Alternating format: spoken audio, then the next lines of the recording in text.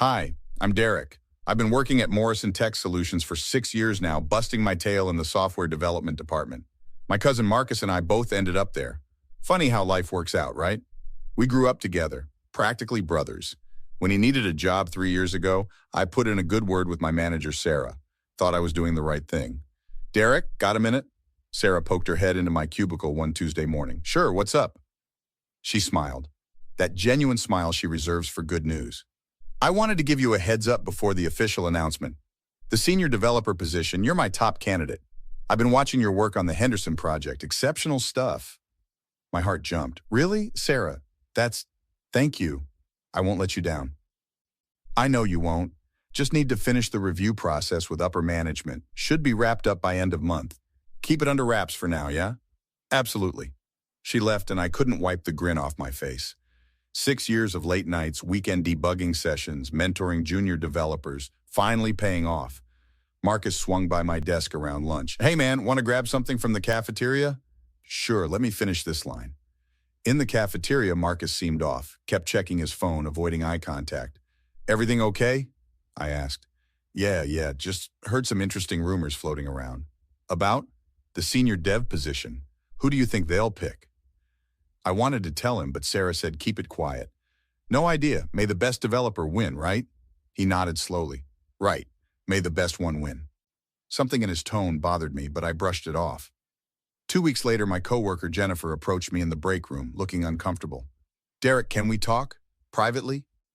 We stepped into an empty conference room. What's going on, Jen? She fidgeted with her coffee cup. I don't know how to say this, but have you noticed people acting weird around you lately? Maybe a little. Why? Because Marcus has been talking to people. About you. My stomach dropped. What do you mean talking about me? He's been telling people you've been taking credit for his work. That you sabotaged his projects to make yourself look better. He showed Brad and Kelly some emails that supposedly prove it. That's insane. I know, Jennifer cut in. I've worked with you long enough to know it's garbage. But Derek, he's being really convincing. He's even been talking to people in management. Sarah? I don't know for sure, but probably. He's been having a lot of closed-door meetings with different managers. And Derek, she paused, looking genuinely worried. He mentioned something about the promotion. The room felt smaller. The promotion I'm up for? He told me yesterday that he's been recommended for the senior position. Said his recent performance reviews have been outstanding, better than anyone else's in the department. But that's I stopped. The pieces clicked together with sickening clarity. He's going after my promotion. I think so. And from what I'm hearing, some people are believing him. Why didn't anyone come to me? Jennifer sighed. Because he's your cousin, Derek. People assume you'd defend him regardless, and he's been really careful, painting himself as the victim who doesn't want to cause family drama. It's calculated. I need to talk to Sarah. Be careful. If he's already poisoned that well, going in defensive might make it worse. She was right, but I couldn't just sit there. The next morning, I requested a meeting with Sarah. She seemed distracted, different from our last conversation. Derek, come in, close the door. I sat down, trying to read her expression. Sarah, I need to ask you something directly. Have there been any concerns raised about my work performance? She hesitated. Just that tiny pause told me everything. There have been some discussions, questions about project attribution and team dynamics. From Marcus. Derek, I can't discuss. He's lying, Sarah. Whatever he told you, it's lies. Her face hardened. That's a serious accusation. Marcus came to me genuinely distressed, with documentation showing what? Forged emails, taken out of context messages? Sarah, you've worked with me for 6 years. Have I ever given you reason to doubt my integrity? No, but family dynamics can be complicated. Marcus suggested that maybe there's been some competitiveness, some misunderstandings. Misunderstandings? I stood up, too agitated to sit. He's systematically lying to steal my promotion. That's not a misunderstanding. Derek, sit down. Let me finish. Her voice went firm, managerial. I'm conducting a full review, speaking with everyone involved. If Marcus's claims are unfounded, that will become clear. But if I haven't. And the fact that you're even questioning it, I shook my head. He's already won, hasn't he? He's made you doubt me. I'm not doubting you. I'm being thorough. That's my job. I left her office feeling sick. Jennifer was right. I'd made it worse by seeming defensive. Brad from DevOps caught me in the hallway that afternoon. Hey, Derek, got a second? Not really in the mood, Brad. Yeah, well, you're going to want to hear this. He pulled me aside. Marcus tried to rope me into his little campaign against you. Wanted me to back up some story about you deleting his code repository last month. I never. I know you didn't. I'm the one who restored that repository. Marcus deleted it himself, probably by accident, and blamed it on system errors, but now he's rewriting history, saying you did it to sabotage him. Did you tell him you wouldn't lie for him? I told him I remember the incident differently. He got pushy, said family should stick together, that helping him was helping the family. Got real uncomfortable, man. What did you say? Told him I don't remember it his way and walked off. But Derek, he's got Kelly and Tom backing him up on other stuff. They're buying his victim act. Later that day, I ran into Tom by the elevators. Tom, can we talk about what Marcus told you? He stepped back slightly. Look, Derek, I don't want to get in the middle of family stuff. There is no family stuff. There's just Marcus lying. He showed me emails, man, your name, your email address, taking credit for his solution to the database optimization problem. That was my solution. I can pull my original drafts, my testing logs. He said you'd say that, said you'd have fake documentation ready. Tom hit the elevator button repeatedly. Look, I like you, Derek, but I can't get involved. So you're just going to let him destroy my reputation? I'm staying neutral. Figure it out between yourselves.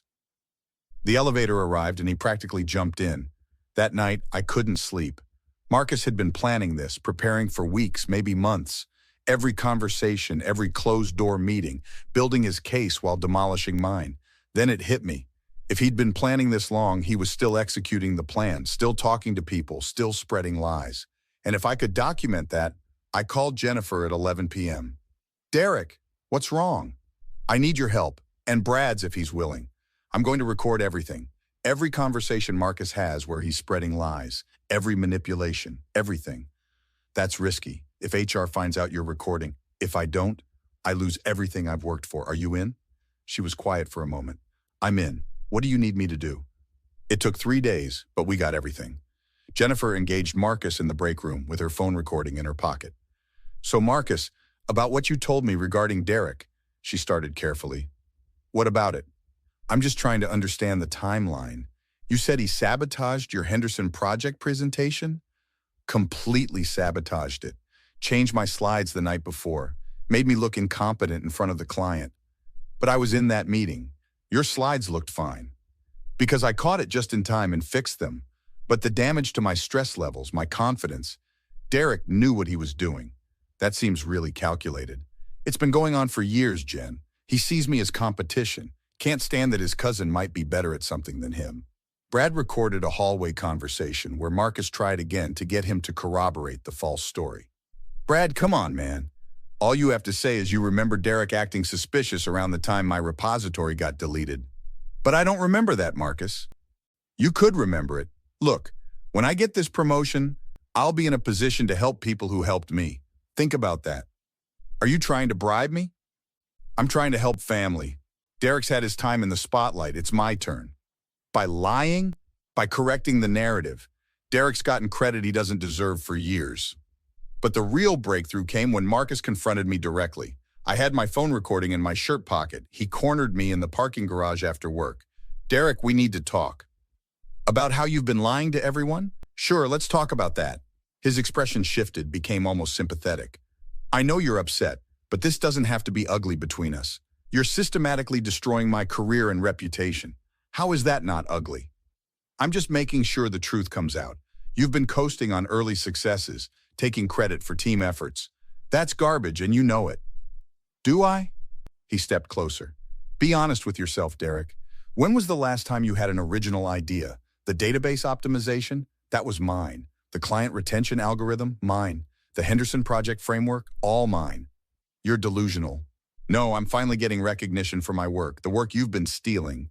I've never stolen anything from you. I got you this job, and you've held that over my head ever since. His voice rose, echoing in the garage.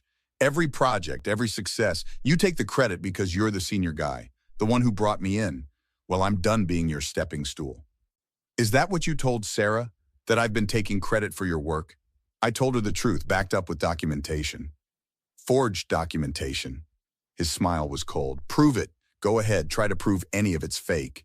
I've been careful, Derek, very careful. Why, Marcus, we're family. Family? He laughed bitterly.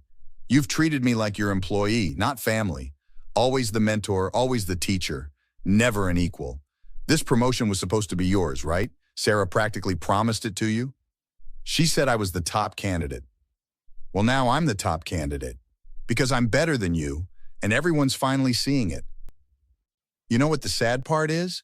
I actually was happy for you when you got hired. Proud that you were doing well. Sure you were, right up until I started outperforming you. This isn't about performance. This is about you lying. His face darkened. You're not going to win this, Derek. I've got people backing my version. You've got what? Your word against documented evidence? Even your precious Sarah doubts you now. So what? You're just going to take my promotion and we're supposed to pretend everything's fine. That's exactly what's going to happen. And if you try to fight it, if you make trouble, I'll bury you. I'll make sure every tech company in this city knows you're a credit-stealing, backstabbing fraud. Your career will be over. Is that a threat? It's a promise. He moved even closer, invading my space. Back off, Derek. Take the loss, because if you don't, I'll make sure you lose everything.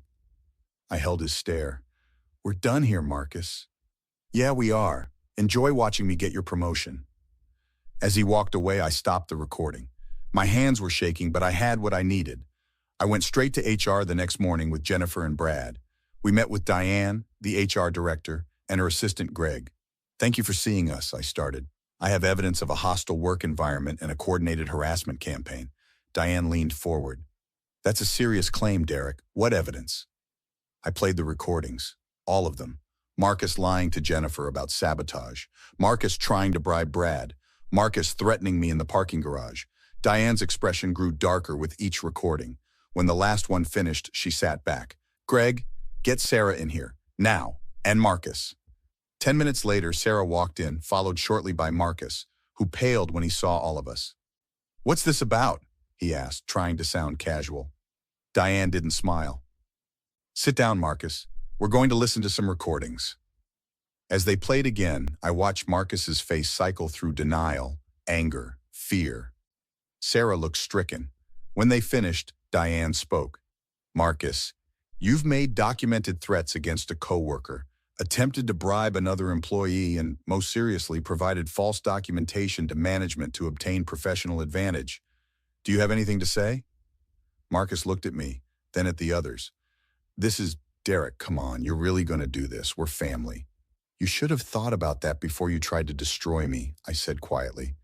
I didn't mean the things I said in the garage. I was just angry. I didn't mean to threaten you. But you did mean to lie about me, to forge evidence, to steal my promotion. It wasn't like that. I just wanted a chance. You always got the recognition, the praise. I wanted what you had. So you tried to take it through lies. Sarah finally spoke. Marcus, how much of what you told me was true? About Derek taking credit, sabotaging your work? He looked down. I exaggerated some things. Did Derek ever sabotage your work or steal credit from you? Diane asked sharply. Silence. Answer the question, Marcus. No, he whispered, but I deserve recognition too. I work hard. You work hard, I said, so you deserve to lie, to threaten people, to destroy someone's reputation? I'm sorry, Derek, I really am. I got carried away, got competitive, but we can fix this. We're family. We can work this out. No, I said firmly. We can't. You made your choice. You chose to betray me, threaten me, and try to ruin my career. That's not something I'm going to forget or forgive. Derek, please. We're done, Marcus. We're done being cousins, done being colleagues, done being anything. Diane stood. Marcus, you're suspended pending investigation. This will be escalated to our legal department given the threats made. You'll be hearing from us. Sarah, a word in my office. Derek, Brad, Jennifer, thank you for bringing this forward. Marcus tried one more time as we filed out. Derek, wait, can we talk? Just us? I stopped at the door. You recorded your final words to me in that parking garage. You made your threats. You laid out your plans. There's nothing left to say. I didn't mean it. I was just scared of losing. You lost the moment you decided to lie. Goodbye, Marcus. 2 weeks later, I was sitting with Sarah in her office. The promotion is yours, Derek, officially. Marcus was terminated yesterday. His threats constituted grounds for immediate dismissal, plus the falsified documentation. It was ugly. I heard he tried to sue for wrongful termination. He did. Company's legal team shut that down pretty fast. The recordings made it clear-cut. She paused. I owe you an apology. I should have trusted my judgment about you. He was convincing. That's what made it dangerous. Still, I'm sorry I doubted you. I appreciate that. The senior developer role starts next month. Ready for it? I smiled. I've been ready for 6 years. Jennifer and Brad took me out for drinks that evening to celebrate.